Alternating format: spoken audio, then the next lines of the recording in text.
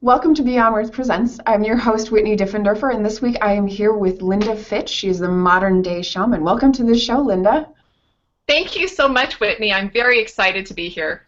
I am so excited to have you here. Linda, I've read through the description of what we're going to talk about. I've done a little bit of research on you, but I'm just coming to this really, and I told you before we started, it's like, I don't really know what shamanism is.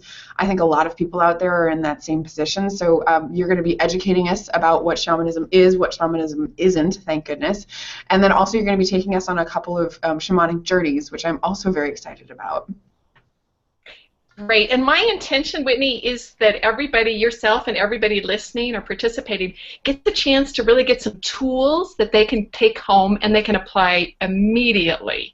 So even though we have an hour, this is going to be very, very experiential. Fantastic. I love that. And so everybody out there knows if you're watching and you have a question, please be sure to submit it using the hashtag BWPresents, or you can also use the Google Hangouts app to ask questions. And be sure to subscribe to our YouTube channel, like us on Facebook, and follow us on Twitter. So Linda, I'll just ask the obvious question. What is shamanism? That's such a great question. I know, it's huge. Yeah, it is huge, and I'm going to try to answer it just really short so we can spend the majority of our time, because I could probably talk about it for a couple hours. And one of the things I do teach all over the world, shamanic energy medicine, or what is shamanism and how you can use the tools. And the word shaman actually comes from the Tungus people out in Siberia, is where the word comes from. But you may have heard like the medicine person or the medicine man. They talk about that, the medicine woman in Native American tribes. If you were in Africa, if you were a shaman, you might be called a witch doctor, is what you would be called. Or in Avatar, remember the movie Avatar? Yeah. The shaman was in the movie Avatar. That was the first time where it really had it, and then she went to the world tree and was the leader for her people of how they should stay in balance. So actually shamanism has many, many different titles, the wise person, but what they really do, and shamanism has been around 40,000, 50,000 years, so for a long, long, long time. And what the shaman has always done is they were the ones that were there for the tribe or the community. So they were the healers. Maybe they were the ones that helped to see where the elk were going to be, or where the buffalo were going to be, or where the fish were going to be for the tribe. So they're always in service. So a shaman's always in service for their tribe or their community. And I look at it as a modern day shaman, we're in service again, of course, for our families or for our work, or for our communities. So maybe they sit on city planning or commissions or those kind of things. So the shaman actually, what makes it different than a spiritual practice is the shaman is, because spirituality doesn't mean that you're a shaman, but because what the shaman does is they journey outside their body, meaning that they are going out of their body, and we're going to do that today. They go out of their body to be of service for, or to bring in power to be of assistance for their tribe. And almost, if you looked at worldwide, almost every single lineage that you could think about, or every culture, if you followed it way, way, way, way back, it goes to shamanism. So Buddha, before his enlightenment, actually he was down from a lineage of Bonpo, and Bonpo is a type of shamanism. So in Christianity, if you follow that way back, actually at the first of Christianity, they would use a rattle to call in people to go to church. So the roots of shamanism go way, way, way, way, way back, and it's not a religion. So shamanism is really, how do you, I look at it kind of like an umbrella, how do you live with spirit? How do you work in the world? So in our Western world, typically you have to, like, if you were going to sit with whatever you want to call it, God, divine, spirit, Allah, Jesus, angels, whatever, you usually have to go through somebody else. It's like you have to go through the priest, or you have to go through an intermediary. Versus in shamanism, it's really like, how do you sit with that? How do you sit with the divine? How do you sit with spirit? So it's like this overarching umbrella that every religion can fit underneath it. So I've had classes where it's had Buddhist priests, and it's had Mormon bishops, and it's had Catholic nuns and Catholic priests, because it's not a religion. It's how do you sit and how do you walk in the world? How are you going to, how do you interact? And in one way to look at it, how do you be in balance with, how do you be in balance at work? How do you be in balance with the traffic? How do you be in balance with your kids? How do you be in balance with your partners? How do you be in balance with your friends? How do you be in balance with your boss? And you can almost feel those times when it feels like you're in balance and everything's flowing. And then you feel those times when you're hitting the wall and nothing's flowing. It's like something's off. Then that's actually, so in the practice of shamanism, it's like you can really be in balance all the time. That you can live in that place where everything's flowing all the time. And not only can you do that, is you can help other people do that too. So shamans, again, that's a little tiny, tiny piece of the whole practice of shamanism, because there's so many exciting things that, and in the modern day shaman, it really is how do we, not be, not wear feathers or do strange things, but how do you really be somebody that still goes and works in your business, do those kind of things, and still make a difference in the world. So it's a really ancient practice. And one of the coolest things to me is that shamanism is evolving. So there's so many religions and practices that go back, and it's like, this is the way you have to do it because it was done like that 10,000 years ago, or it was done like that 100 years ago, it was done like that 50 years ago. Versus shamanism's different. Every single person that teaches shamanism will tell you that it's evolving. So what used to take, maybe actually shamans would be, they're very famous for going on journey where they leave their body and they're out to go help someone, or they're out there to find an ally for someone, or to help protect someone, or as odd as this sounds, to help remove things that aren't healthy for them that are in their body or in their family system. And that used to take a long time, and now it's really quick. So in this hour, you can go get, and we're going to do that, you can go get a power ally, you can do some cleansing, you can develop a power place. So because shamanism is evolving, it is so effective. And I think this is why it is really coming back, because it works with businesses, you can work in psychology, you can work in school systems, you can work in family systems. So it's all about how do you live your life in balance so that you're having a better life. And that you also, for your family, your kids, your work, everything is in that place of flow and balance. That just sounds absolutely amazing. Like everything that you're talking about, I'm like, wow, that would be nice. That would be nice. That would be amazing. Can we do that now?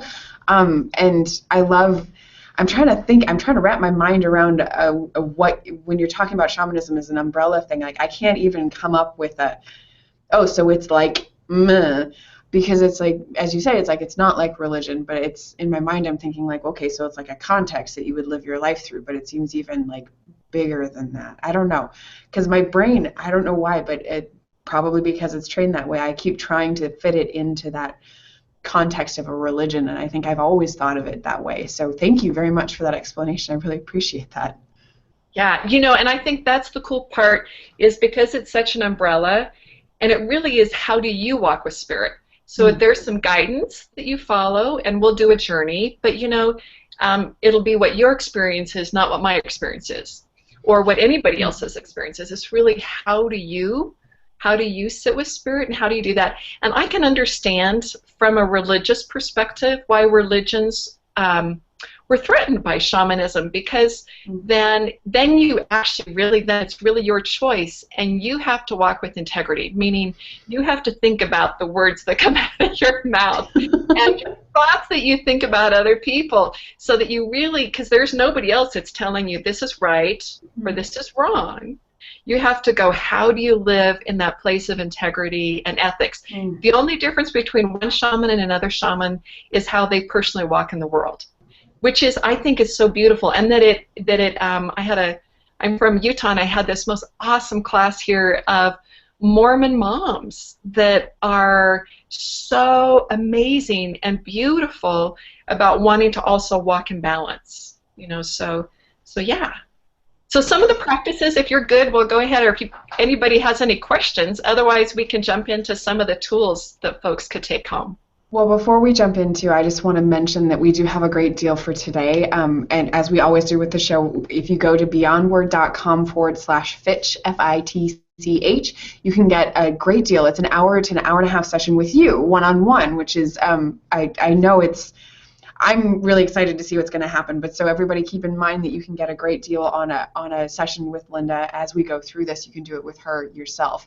And right now we have it at $350. So it's just, I'm excited to see how things go. So what is our first journey?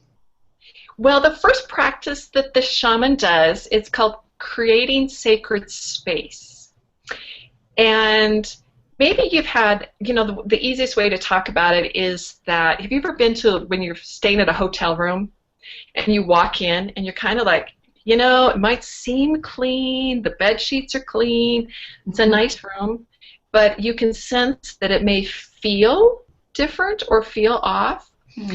So that's called the energy. So it's all about the energy. So what the shaman does is they always determine what kind of energy that they want to live in, so that you don't have to just agree with what you're given. You don't have to agree with the way the hotel room is, the way the store is, or the way your house is.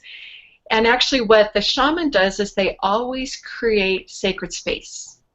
So every time I teach a class, I open up sacred space, or if I do private sessions, then I open up sacred space. And it's one of the tools that everybody can do. And it's amazing, anybody that I think that has, particularly for in healing professions where they're seeing clients, or they have a lot of people in, or they're any place, and in this way of creating sacred space is the first tool we're going to do. Great. Yeah, so sacred space is, and there's many different ways of being able to do it in the Dogra tradition, and that's from the Dogra from West Africa. And in their tradition, what they do is they call on the minerals, and they call on the earth, and they call on nature, like the plants and the animals, and then they call on fire, and they call on water. So they call on all of those elements, and it isn't like they say a prayer. Anytime you have to say a rote prayer, it's not coming from your heart. It needs to come from your heart. Yeah, so what they do is they just say, the energy of fire, come be with us. Come show us how that we can shift things and change things. And then other traditions, what they do is they actually call on the cardinal directions. So they'll call on the direction of the east. This is my east, where I'm at. So they'll call on east and south and west and north. And then they'll call on the Mother Earth. And then they'll call on the Father Sky. And that's a fairly common one, so you could find many different prayers that have on that. So what we're going to do is, and I have sacred space open in where I'm working, but we're also going to call on just a prayer so that folks can kind of get a sense of what that's like, that they could just open up their hearts and they just call on wherever they're at. And so I would invite everybody that's listening in, and Whitney, for you there. So sometimes you invite people to close your eyes, but the only reason you close your eyes is because there's so much visual stimuli that's happening. Absolutely. So I might invite people to close their eyes, and then we're just going to say a prayer for this hour we have together. So this prayer we call on Great Spirit to know that we are coming together in this place of the sacred, in this deepest place of love. And we want to honor throughout this next hour all the images that happen for us and the powers that come and speak through our places of journey. We want to invite in the wisdom from our spiritual guides, knowing that we are never alone, to invite those in. And we want to be able to walk this path of our spirit, to expand out to all that holds us, calling in all the directions of the east and of the south and the west and the north, and of that deep place of the feminine, of Mother Earth, and the place of the sky, of the masculine, Father Sky, and of course us at this moment interacting with the world. And also we want to call in protection. Come hold us in this place that's holy, that's sacred, that's reverent, and know that we come for any kind of healing for ourselves and for all of the systems that we're part of, our family systems, our work systems, all the others in our life. And come here to allow us to remember our sacred purpose. Allow us to remember that we can align with that higher self, that essence of who we are, and remember who we are and what we become. Aho. Great. And aho means kind of like an amen. Great, thank you. I was wondering what that was. I was like, yeah. So it's a way, because, you know, sometimes there's stuff that people have, old imprints and things that happen in their childhood around religion. So even sometimes in my classes, I won't use the word God because it brings up so many things for people. But it is, I mean, it's this universal oneness that we want to call in. So this is a tool that people have, is to call in sacred space. And you would be shocked about the things that can happen if you just call in sacred space in your home every day, at your work, if you have a big meeting coming up, call in sacred space. And if somebody wants to, they could actually go through each of the directions, so that there's like the east is the visionary, and the south is the one, you know, if you think about the south in Florida or down, you know, it's nice and warm, so we bring in the warm and healing. And then the west is the ending with that noonday, and so it brings in the darkness, and that we have to honor our shadows. And then the place in the north, lots of times where it's the cold, is also the place of our ancestors. So we call in our ancestors, and then the south is the Mother Earth is that feminine, and then Father Sky is the masculine. So we always want to be in balance with the feminine and the masculine. We don't just work in the place of the feminine, and a lot of times in our Western world, we're really good about going up, like we meditate and we go up, or we pray and we go up, versus we have to be able to have that up, plus we need to have the down. So that we have that deep reverence and connection with the Mother Earth. Because what happens if we don't, we're just connecting to the masculine and not the feminine. There's so many atrocities that are done to the feminine because we don't connect to that place of the Mother Earth. So we have to hold both. And what's so great is that you can. It's not either or, it's both. You can have.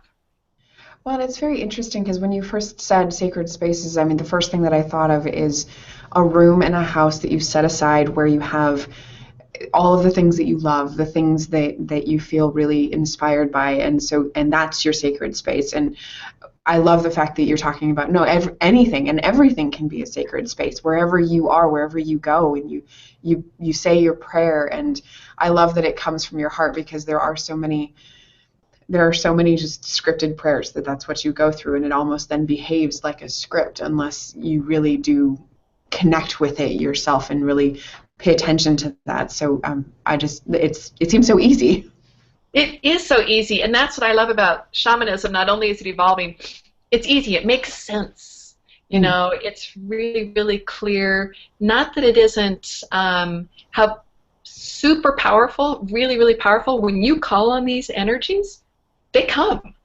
It's not like you're going, wow, it's like that stuff comes. Whatever you call on comes. So that's why it's so important that we want to call in what is, that we have a sense of what's coming when we do that. And there's, you know, different yogic practices have where you can also call in. So I would recommend, number one is that first tool, sacred space. Very, very powerful. I love it. And it's one of those, is it something you do when you arrive someplace, correct? It's like you have, I'll use the example of my office. So I get to work in the morning, and it's not something that I want to do in my car on the way there. It's something that I want to do when I get to my office and I sit down first thing in the morning. Correct, because if you think about it, here you're in your office for whatever, 8-10 hours a day, whatever it is. And so you want to have that be a place that holds you and nurtures you. Same way your home should be a place that holds you and nurtures you. So that in your office, and you don't have to open it every day, so you might open it, and then maybe you don't need to open it again for, you know, another week or another 2 weeks, and you'll be able to feel it. You're like, wow, it's getting kind of, you know, I've got all these ripples, some strange emails, you know, people are, you know, this is just kind of wild happening, I'm not in the flow anymore. And then you open up sacred space, and it allows you to come back into the flow. So if I'm, because I go out on the road and teach a lot, so when I come back home and I start seeing clients again, I'll open up sacred space again, just refresh it for it. So, you know, you're home, and again, that if anybody has a job where they're out facilitating or they are like with a group of people, if I'm going to have anything where I have a group of people involved, I always open up sacred space so that the time we're together, whether it's 1 hour for an evening talk, or whether like today, or whether it is for a whole weekend or for a whole week, then open up sacred space for that time period. Fantastic. Well, that's definitely something I'm going to take on. And you mentioned that, you know, if you're getting lots of weird emails or strange phone calls, and I was like, that happened this morning. Yep, that's how it works. And that's the universe just showing us that, great, let me come back into the flow. Yeah, absolutely. So the next one I want to do is a little bit of a journey that offers anybody listening and for yourself, Whitney, a way to be, you know, clean out that stuff or clear out that stuff that kind of adds up, whether it adds up over the day or over the week, I'm going to say, or over even our lifetime. Mm. You know, that we'll have an interaction and we just never really let it go. So I can imagine what you're talking about. So in the shamanic practice, and actually what they have, shamans will work with somebody else to help them let it go. At the same time, you can do it. It's just we do it through journey. So how we're going to do this is I'm going to use my drum, so I'll drum, and actually we're going to connect with the tree. And trees have been, for indigenous cultures throughout time, trees have been used as gateways. If you want to look at it, the shaman would say between the worlds. Like they think about it, there's a lower world. Christianity calls it hell, but it's not. It's the earth. It's the Mother Earth. It's warm and it's nurturing and it has great things for us. And then we think about the heaven. The shamans just call it the upper world. So whether you were in Australia or whether you were clear up with the Sami people in northern Sweden, it's all, they have this same cosmology. So what we're going to do is we're going to connect in with a tree. And remember, Buddha sat underneath the Bodhi tree for his enlightenment. At the top of the Christmas tree is we put the stars up at the top of the Christmas tree because they represent connecting into the sun, is what they represent. And even Robert Moss has got a great book where he talks about even Joan of Arc, where she got all of her messages was from the trees. She actually had a deity that stepped out of the forest, this amazing, beautiful, beautiful woman that gave her direction, how that she was then, and she became this visionary, you know, this wisdom person with it, even at age, what was she, 15, 16? Something you know, like that. So young. Yeah, so the trees have this wisdom for us. So we're going to use the trees, and I'm just going to tell everybody what the journey is, because when you journey, you close your eyes with it, but it's kind of like you hold multiple screens open on your computer. You'll still notice, you know, you'll feel the chair, and you'll feel, you know, and you'll notice the kids if they're making noise. So it's like that screen's still open of ordinary reality, but that doesn't mean you can't have another screen open. You know, you can have multiple screens open at the same time. So we'll have this one open, but we're going to go on journey in this other one.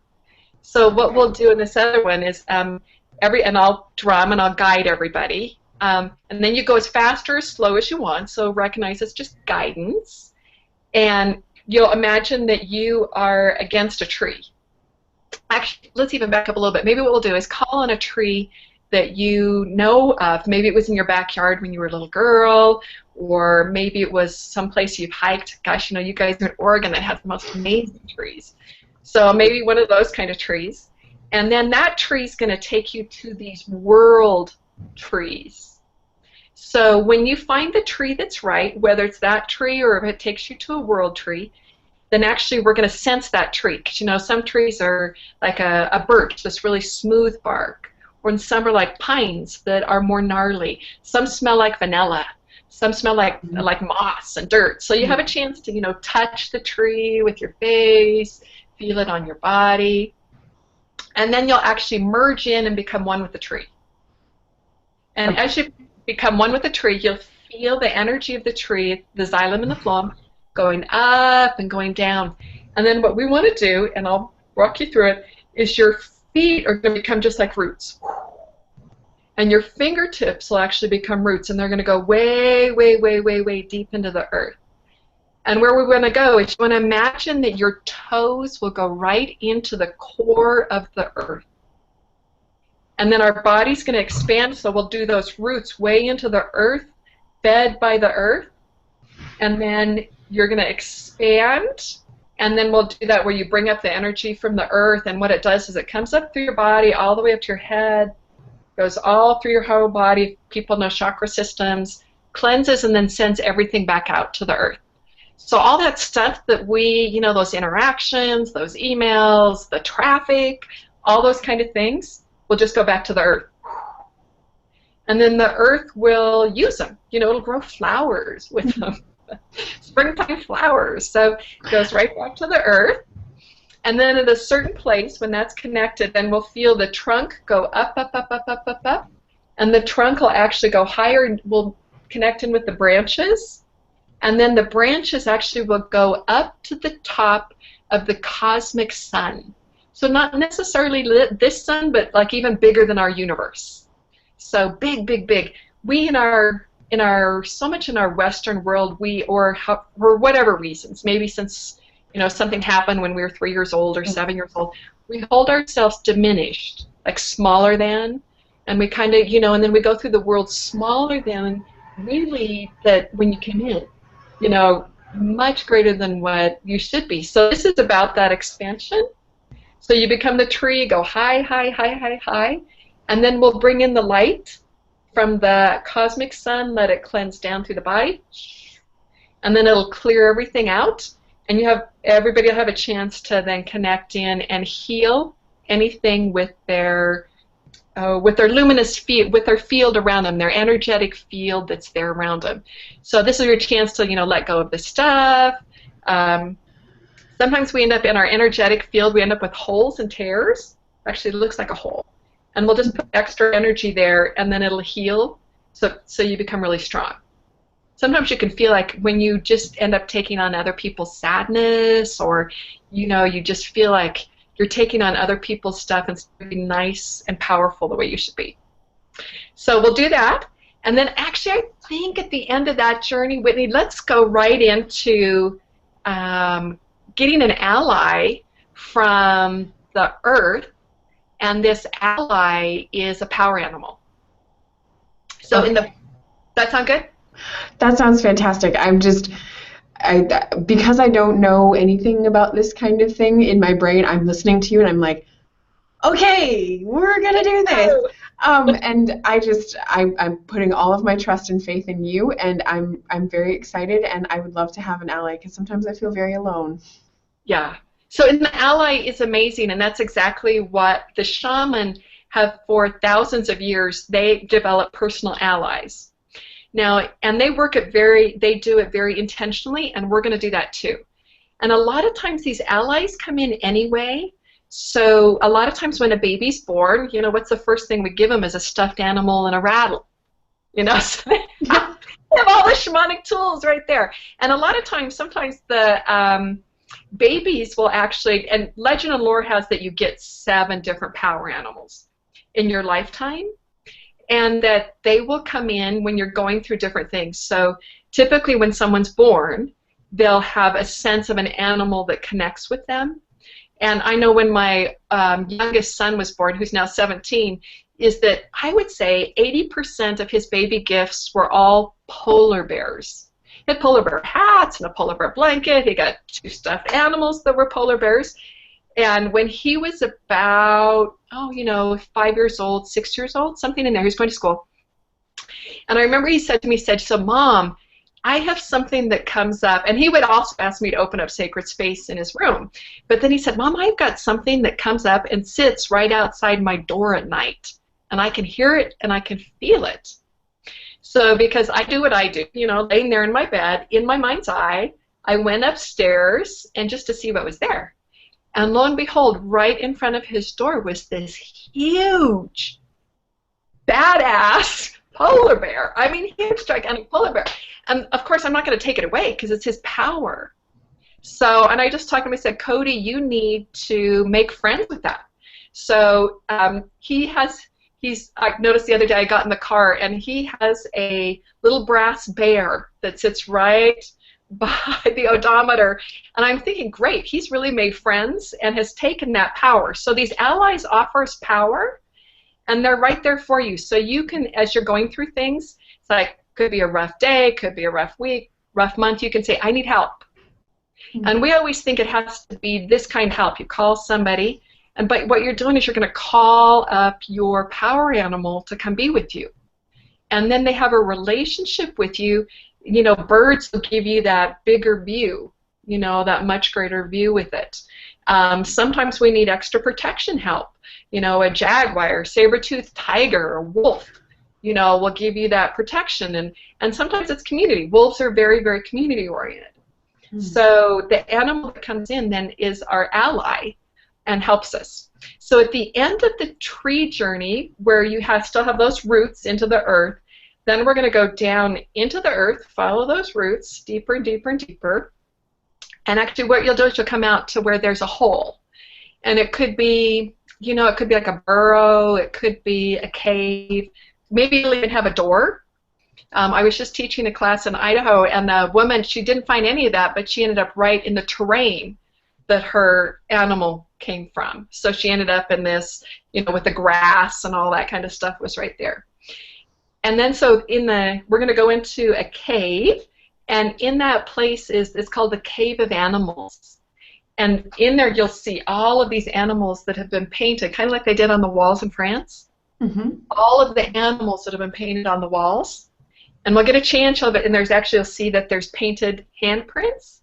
So you have a chance to put your handprints to connect in with the animals against the wall. And you'll feel them. They start to come alive. Like you'll hear or sense that there may be like stomping hooves, or you may get a sense of motion, or you may get a call. Because when we say see, our right brain makes images. And when we say see, we could actually, you know, sense it. It could be we hear it, or we feel it, or just know it in our belly. So you may not see anything through your eyes. You may be sensing it through your nose, you know, seeing it through your mouth, seeing it through your gut, so seeing it through your ears. So the animals come alive, and then there'll be an animal that is actually looking for you. And it loves you, and it wants you. And it'll, as you go around exploring, this animal will actually come right off of the wall. And it'll just be standing right there in the room with you. So it'll come right off the wall and be right there.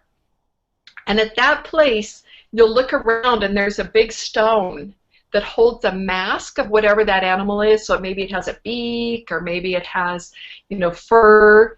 And then you'll put on the mask. And what this mask does is it allows you to take on the power of that animal. So you're taking on the power of a jaguar, the power of an elk, the power of an eagle, you know, the power of a raven, because these are they're medicine animals. So meaning they hold power. It's not just like your cat or your dog, which has lots of power, but you know, it's actually something that's there to be your ally. And at that place, we'll try it on, and you'll feel it and sense it, what it's like to look out of the eyes of that animal. So, you know, maybe there's better perception, better seeing. And then what we'll do is we'll come back up here. And then we could do a few questions, or if anybody even wants to write down anything, they could write it down right there. Fantastic. Okay. I just kept getting goosebumps and shivers. I'm very excited. Okay, great. So let me grab my drum.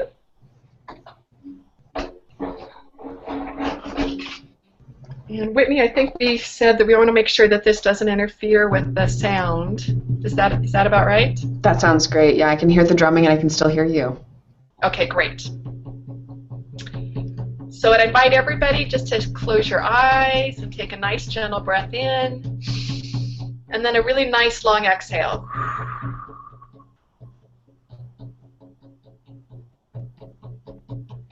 And another gentle breath in, a nice exhale.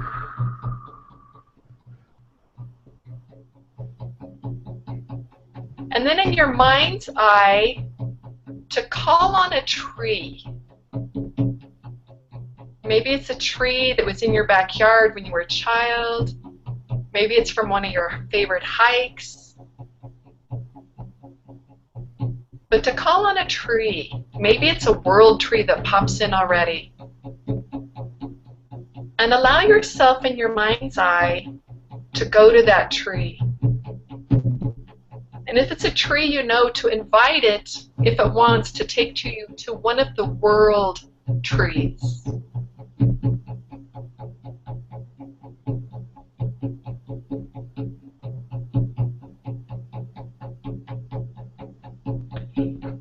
And when you're there, whatever tree it is, just get a sense of that. Look up. See how high it is.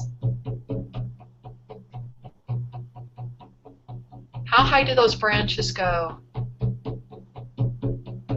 And what kind of tree is it? Is it a birch? Is it a poplar? Is it an aspen? Is it a willow? Is it a pine? What kind of tree is it? And then lean into the tree. Feel the tree with your body. Maybe put your cheek on it. Is it coarse? Is it smooth? And smell the tree. What do you smell? And notice how you're there, what you feel. Maybe it's the warmth of the sun on your back, on your front. Maybe you can hear the wind in the trees, maybe birds, maybe just stillness. What are your senses? What are you sensing? And then in whatever way, stepping into the tree, putting your back on the tree, allowing yourself to become one with this tree.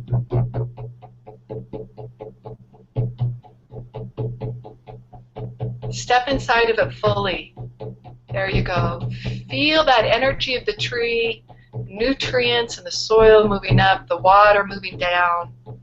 Feel the aliveness of this tree, the ebb and the flow.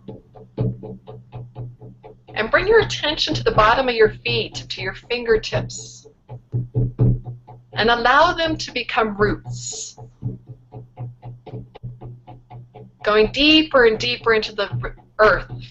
Follow the roots of this tree, but allow it to go deeper.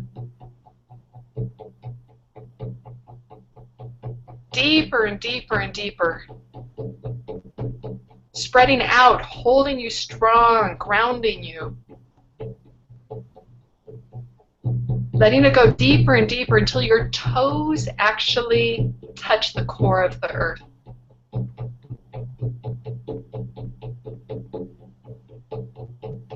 Feel how you're grounded and held by the earth, and know how you are holding the earth. Sweet Mother Earth. And feel her energy from that core of the earth come right up into you, up through those roots, up through your legs, up through your body, washing up into you, through your belly, your torso, all the way up through your head. And then feel them then swooshing down.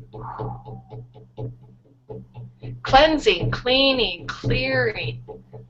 Sending everything down to the earth.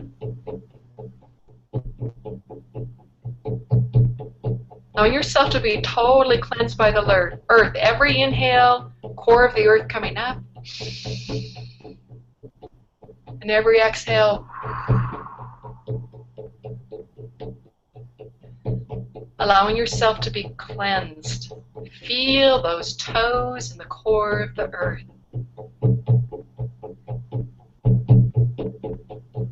And when you feel yourself grounded in that earth, then bring your attention up to that trunk. The trunk, that tree of who you are. And bring your awareness up. Up, up. Up through the branches. Up higher and higher, above the top of the tree until your head touches the central sun, cosmic sun. Feel yourself right at that outer membrane and open up that crown. Allow that energy from the sun to come down, down through the branches, straight into you, mixing down through your body, through your throat, through your neck, your torso, all the way down to your toes, and then let it flow up, almost like a soft mist going up, up, up, up, up. And then feel that next ray of sun coming down, down, down, down, clearing and cleansing, then letting it go up.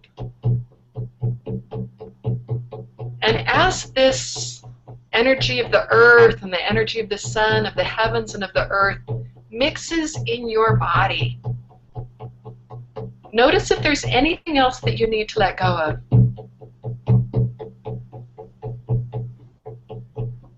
Notice in that energy field that goes around you and goes around the earth, is there any holes or openings? And if there are, then just bring your awareness to those. And that extra light, heal those. And sometimes we ended up corded to people that we don't need to be. And notice that you can drop all of that and still have that connection to them, but clean and healthy. Bringing that light in, down, mixing in the belly, and up, mixing in the belly. And as that mixes, feel where you become really warm. Maybe it's a solar plexus, maybe in your heart. Allow that to expand so that you become almost like this hollow tube. Feel that sun and that earth. Feel yourself radiating. Drink in the light, take it in. Allow yourself to expand. Feel your shoulders go all the way along the horizon. Expanding and expanding who you are. Feel that light. How you radiate, and share that with others. Feel that light. Feel others' light radiating and sharing with you. Feed on that light. Know that you're protected and held by this light. And then bring your awareness back to your toes, back to those roots. Allow yourself to start to journey, knowing you're held, protected, connected to the sun, connected to the earth. To actually go into the earth, follow those roots until you can find this cave of the animals where there's an ally waiting for you. Maybe it's the rabbit hole. Maybe there's a doorway, maybe just an opening. Allow yourself to go down, down, down, following the pathways. Maybe that takes you right out to the Serengeti Desert. Follow those pathways.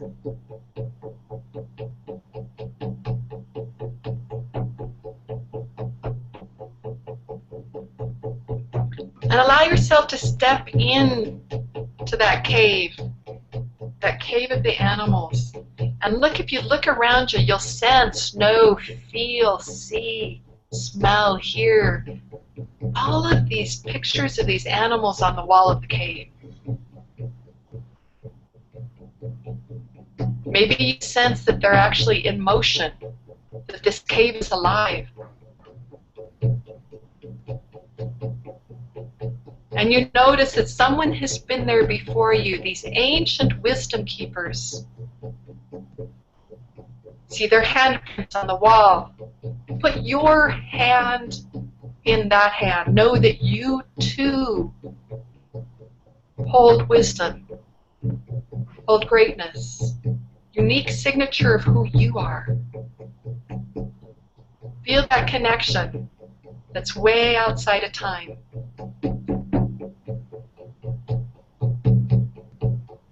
And notice how those walls are alive. Maybe you hear the stomping, the hooves, the call. And allow yourself to explore the animals. There is an animal that's calling you, that wants to be there for you, that wants to be your guide, that wants to be your ally. Notice the sensations of the wall, of warmth and of cold, of moisture, of dry.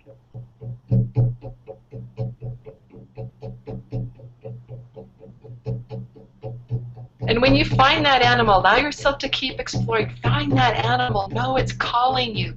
You feel its call. its love for you, its connection. Know it's reaching for you as you reach for it, almost like a long-lost love. Reach out, reach out. Know that it's reaching for you. Find it with your hands, your face, your body, until it steps off the wall. That it's in this space with you. Feathers, talons, fur, fins, beaks, paws. And in the center of this cave is a large stone. And on that stone you will find a full face mask of this animal. Make your way to the stone. Take that face mask. Know it's a mask.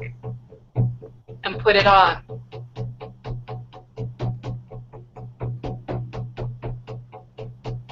Take on that full power that animal offers you.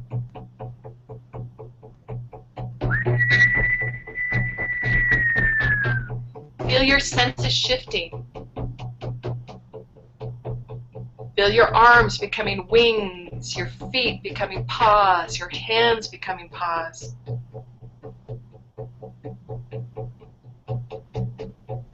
Notice those different senses, maybe of smell, of hearing, seeing, richly alive.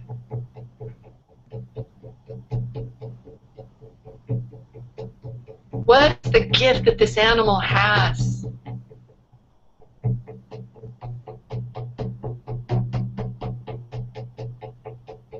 That's for you. Take that power. Take the protection. Take the understanding, the vision, the clarity. If you need, even reach your hands out and bring it fully in, so right into your heart. So you feel those arms, those hands, the paws. Bring it into your body.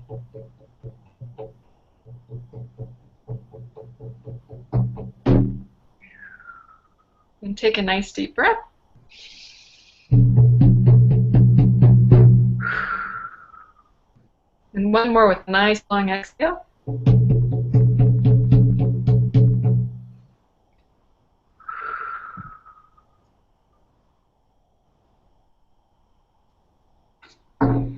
And allow yourself to find your body, maybe wiggling your fingers, wiggling your toes. You could even reach out your hands and even bring that animal in even more if you want. Yeah.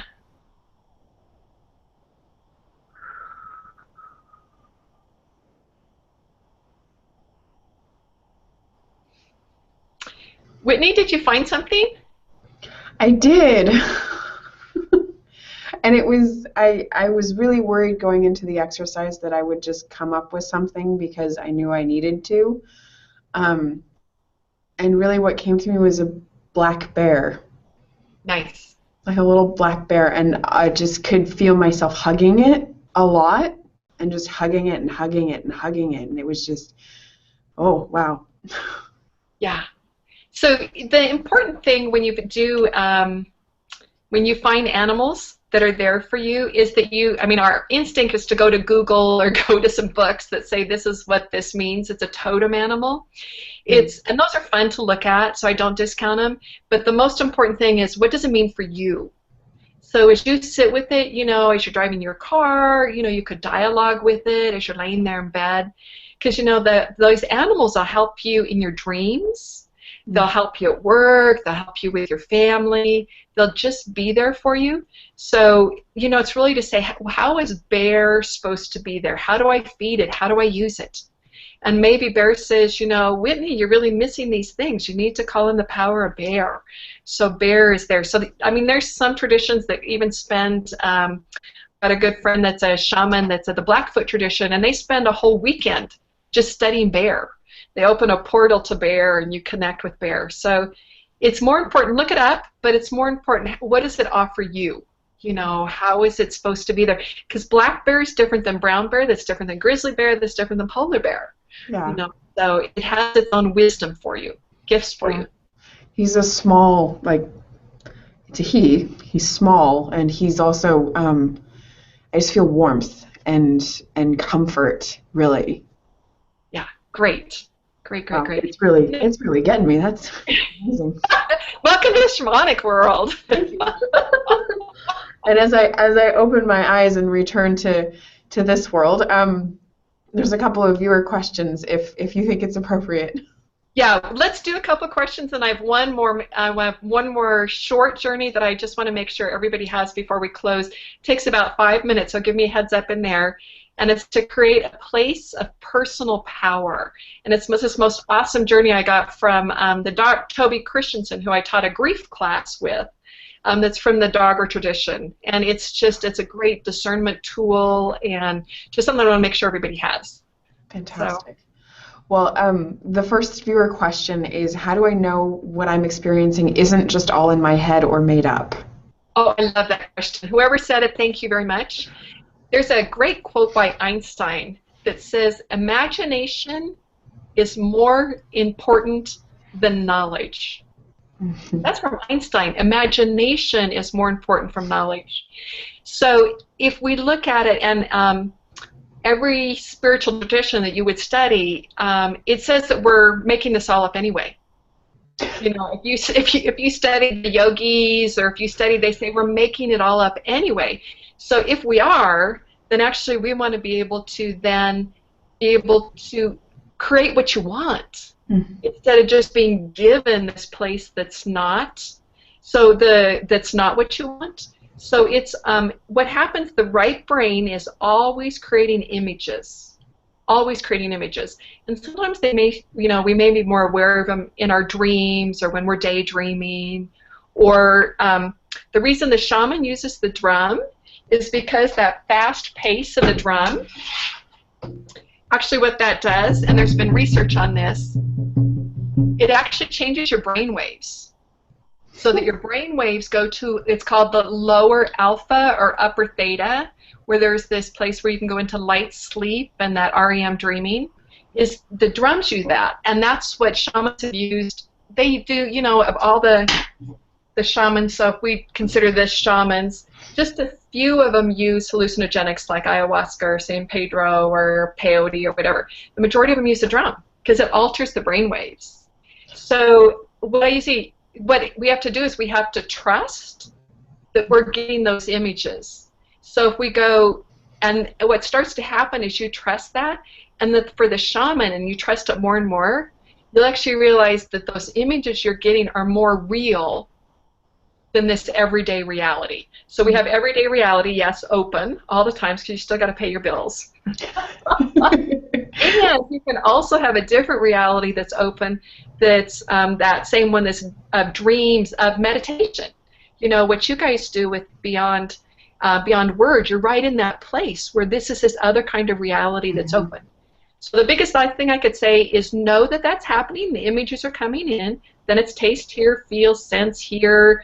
Just maybe you just feel it. Know they're coming in, and then it's just trusting those, because they are. This is the dream that we're creating in the world. Anyway, we're all dreaming the world into being. So that's why you want to create really cool images to dream a cool world into being. Yeah, and exactly what you're saying. I mean, I was kind of worried that I was going to fall asleep, but I didn't. I just kind of settled. I could feel myself settling, and every time I'm sure it was my right brain being like, are you doing this right? Are you doing this right? Oh, that's left brain. Yeah. Oh, that's left brain. Okay.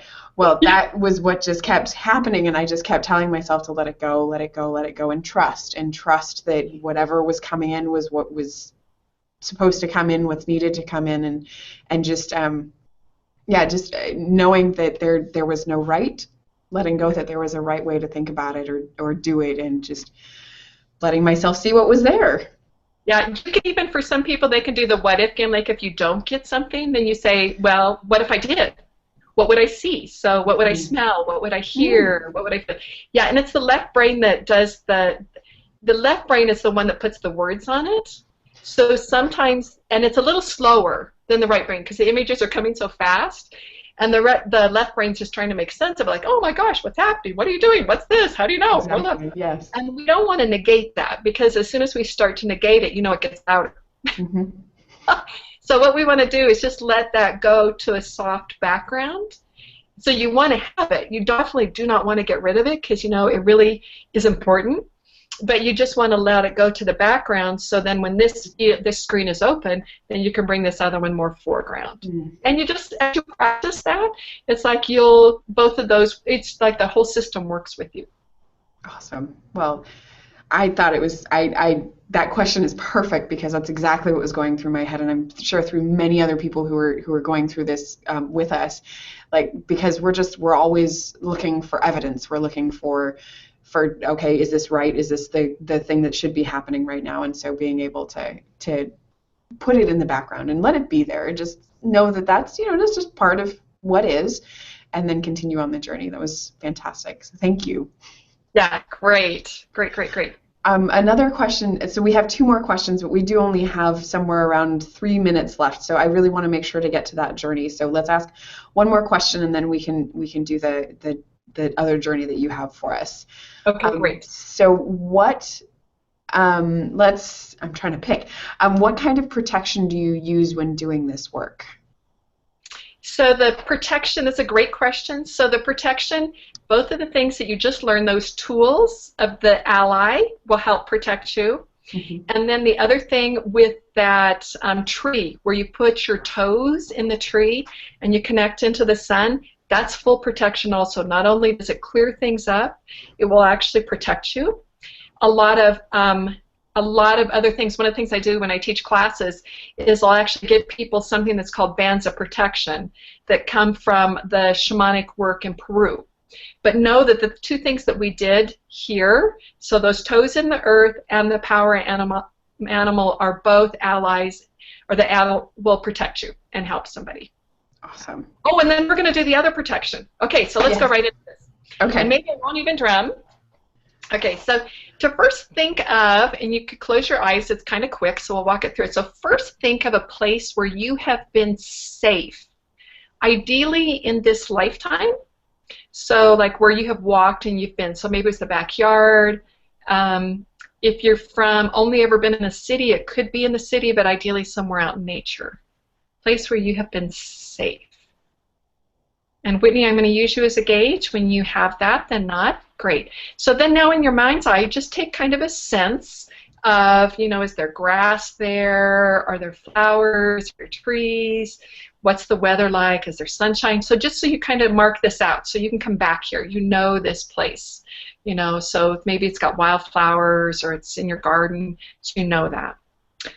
And then in your mind's eye, to make a circle around you. And it could be a circle of stones, it could be a circle of flowers, a circle of trees.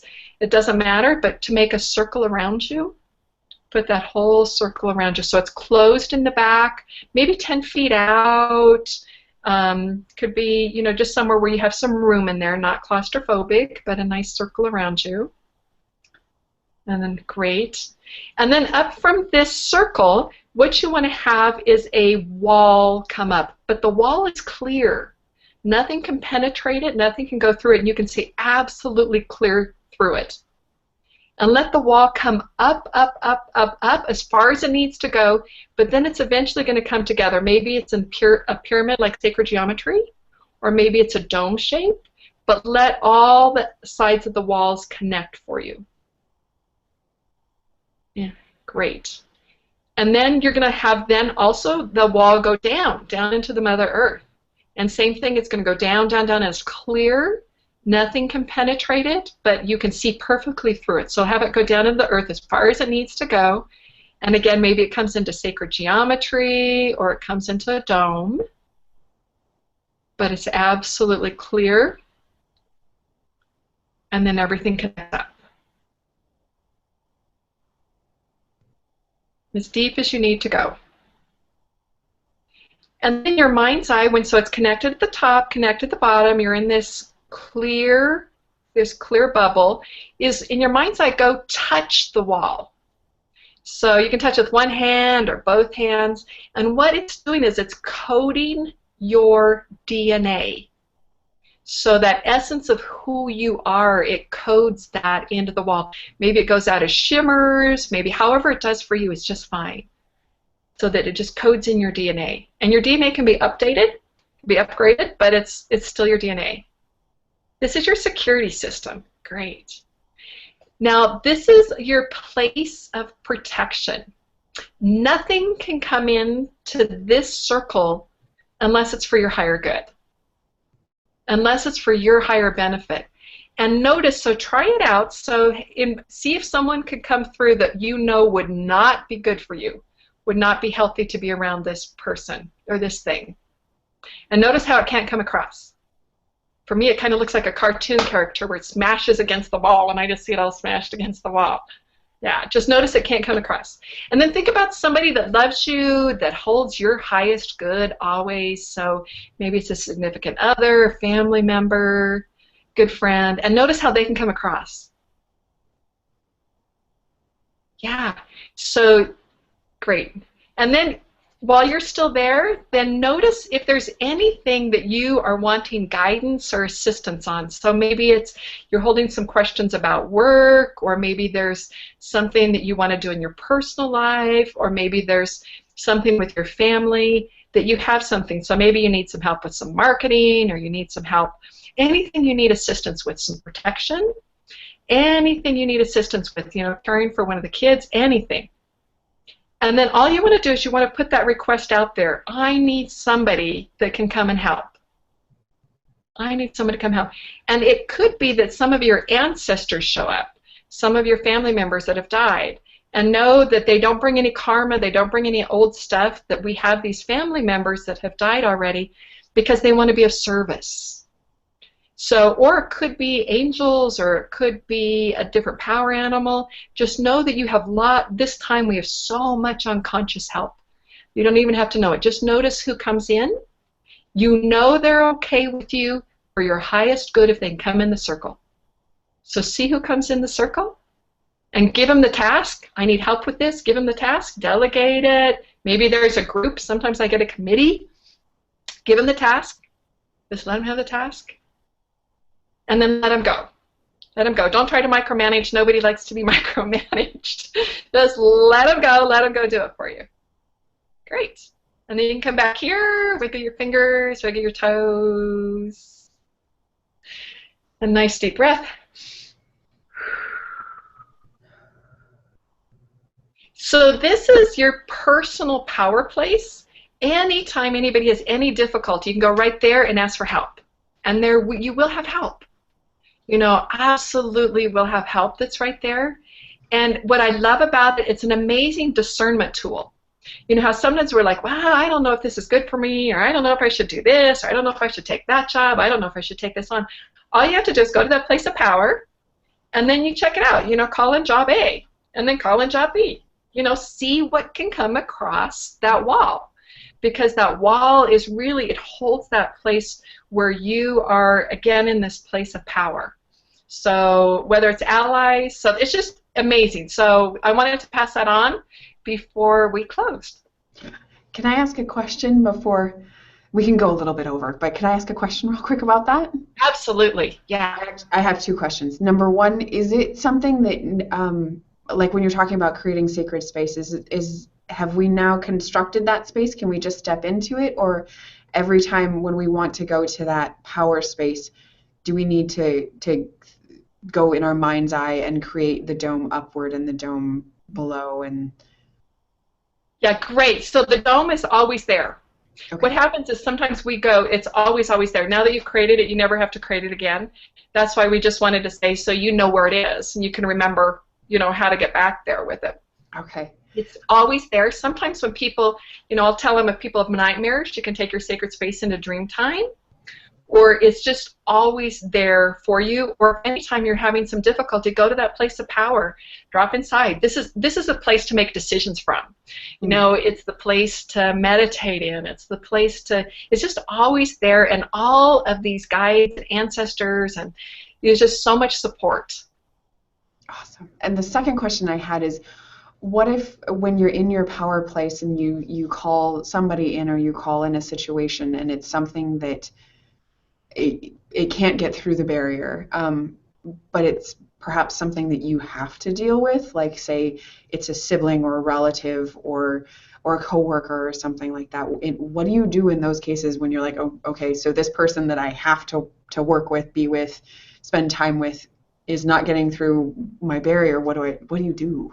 Well, the thing with them not being able to get across the barrier, again, it's discernment. So you know that person doesn't have your highest good for you. So you just go, okay, great, I get that. Now then, while you're in there, then you ask for help. Okay. It's like, okay, so I need some assistance and some guidance on how to work with this person or how to work with this situation. And then so it may be an ancestor that comes in, or it may be, I mean, I could go on and on about all the stuff that could, angels, you know, lots and lots of yummy, delicious stuff could come in. And then you just say, you know, I need some help working with my sister, or I need some understanding around working with my brother. I need some help with that. Would you be willing to do that? And there's so much help that's there. And then what you'll find, and then you just let those individuals go. And then what you'll find the next time you're interacting with your sister, suddenly it's better. You know, or interacting with your brother, that coworker, suddenly it's better. Because you're not having to do, see, in shamanism, you don't have to do everything. In our Western world, we all have to do it here. And the shamanic model is you've got so many allies to call on healing, help, you know, and recognize it's just a little 1 hour introduction we're doing, but absolutely tons of help that's there for you. Fantastic.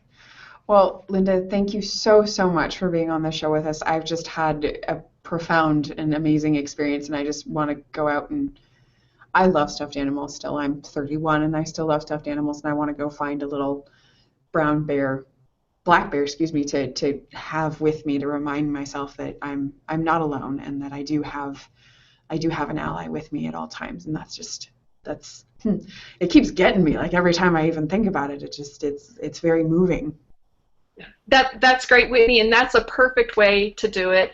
You know, or even a picture on your computer, or you might find an article in National Geographic. And remember, though, that you have the power. You know, yes, the ally's there, but it also sits right in here, too. So whatever that compassion, that love, know that it's part of it, that compassion and love that you have for yourself. You know, it's not, and that you then share with the world, that that's part of your gift. Look what you do here on this show, that's that love and compassion that you have chosen to walk with, and Bear's there to help remind you of that. So, yeah. Well, and to let everybody out there watching know, again, there's a phenomenal opportunity, and the more we've talked, Linda, I've gotten even more excited about it, is that if you go to beyondword.com/Fitch, you can sign up to get an hour to an hour and a half workshop with Linda, just you and her, and she can take you on these journeys and help you and support you in finding balance in your life in so many different ways. And I was incorrect earlier. I mean, it's normally $350, and as a special for the show, for the next 2 weeks, it's $199. So be sure to get that. I've just had a very profound experience, so I'm sure it's going to be an even more incredible experience when it's just one-on-one. So thank you, Linda, for offering this as well. Thank you so much, Whitney. And so everybody knows I don't normally ever discount my sessions, but it felt like the right thing to do for you guys. I just want to so support Beyond Words and everything that you're doing in the world. Thank you so much. Well, and to let everybody know as well, we're going to be back actually in 3 weeks, and we're going to be back with Patrice Vecchione, and her talk is going to lead so beautifully off of what you and I have just done, Linda. It's amazing. Her new book that just came out is called Step into Nature, and it's all about community, like being with nature and using it to reinvigorate your imagination, just exactly what you're talking about. So I'm really excited to see what she says to build on everything that I've gotten with you. Thank you again. I just keep saying it. Thank you. Thank you so much. Wishing you the very best. Thank you. You as well. Have a wonderful future in the shamanic practice. I'm so excited. All right. Thanks, Whitney. Bye.